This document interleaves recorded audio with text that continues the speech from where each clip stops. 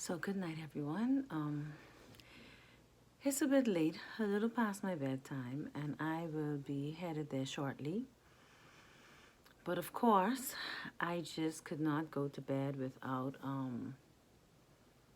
saying something about the events that transpired today. And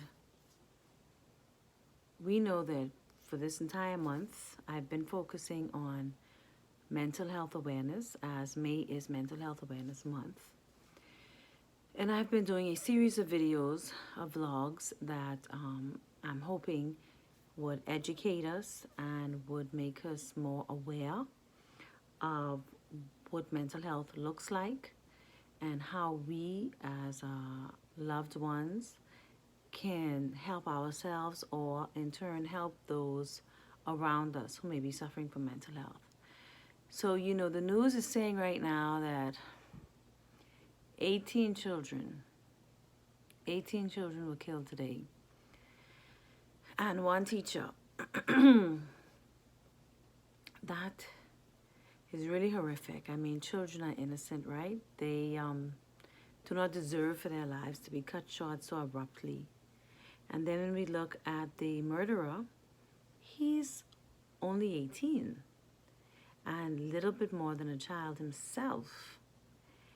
And, I was thinking about it because these seem to be becoming more frequent in the United States. And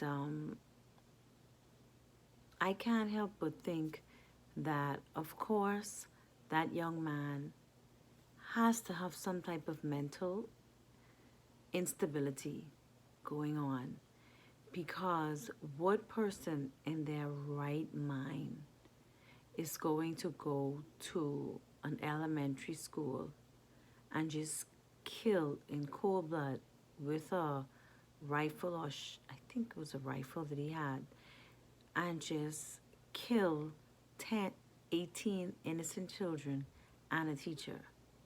And we know prior to actually coming to the school and doing that, they said that the news is saying that he shot and killed his grandmother. So it started with that. So it tells us that something is really, really wrong. And the young man must be suffering from some type of mental health crisis, because he cannot be in his right mind to commit such a horrific act. And it just puts me back in the mindset of, okay, we are so ignorant when it relates to mental health. And that's one of the reasons that I've purposed in my heart to just really be adamant this month about sharing information and helping others realize that, mental illness is real, mental illness is serious. And I think that something like what transpired today is one of the harsh results of mental instability. And this is why, too, it is so important that as a society, we become more aware. We, educate ourselves and really realize that mental health, mental illnesses, they are the real pandemic. If not a pandemic, okay, let's say an epidemic. But that is what's rocking our nation, because what reasoning can an 18-year-old high school student have for going to an elementary school and killing 18 students and one teacher?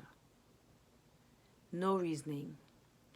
That young man's mental health is definitely not well, not healthy.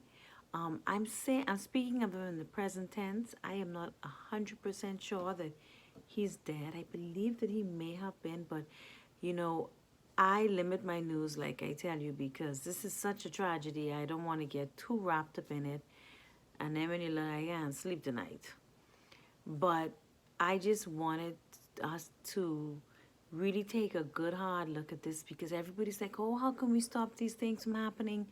And I think there are probably a combination of things that need to happen on different levels and different entities. But I do think one of the things that we can try and get from this is that mental health is really serious, people. And it can result in devastating and catastrophic consequences. And unfortunately, I think that that is what happened today, because the young man could not have been thinking clearly, could not have been thinking in his right mind. I don't know exactly what was going through, but I would venture to say that there was definitely a mental illness. Now, whether or not, we don't know whether or not he was aware of it, whether or not those he cared about was aware of it, whether or not he seek help, whatever the background is. I mean, we don't know. But I just want to point out that as we continue to live our daily lives, even as our family members and loved ones surround us, let's be aware, people. Let's be aware of mental health illnesses, and let's try our very best to recognize it and not just toss it aside and be cavalier, but to really truly be proactive and see how we can help those that we care about really deal with their mental illnesses. I don't know what type of treatment he may have gotten or if he even had any, but I can't help but think that if his mind were not like really screwed up, he would not have done what he did today. And this is why the mind is so, so powerful. So my heart goes out to the family of those children and to the family of the teacher. I mean, what can we say? This is a world filled with evil. And Satan is just like a roaring lion, just using whatever he can, whomever he can, to bring about pain and distress. And I just pray for the families. Only God can really help them get through this. I don't know how do you deal with losing a child, but I believe that God is able to do all things and that he can get us through even the toughest times in our lives. So I'm just going to sign off and say good night, but in light of what happened today, the awful tragedy that occurred in Texas, I just thought it was a good time to come and again highlight the importance of being mentally well and the importance of us as family and friends to be aware and to be serious about helping each other live a mentally healthy life. So on that note, I'm going to sign off, and I pray that you all have a restful sleep, and we will continue to pray for the families of the murdered children and the teacher. So be mentally well. Let's be aware, people. Let's be aware. And let's help each other in whatever way we can. So good night. God bless you.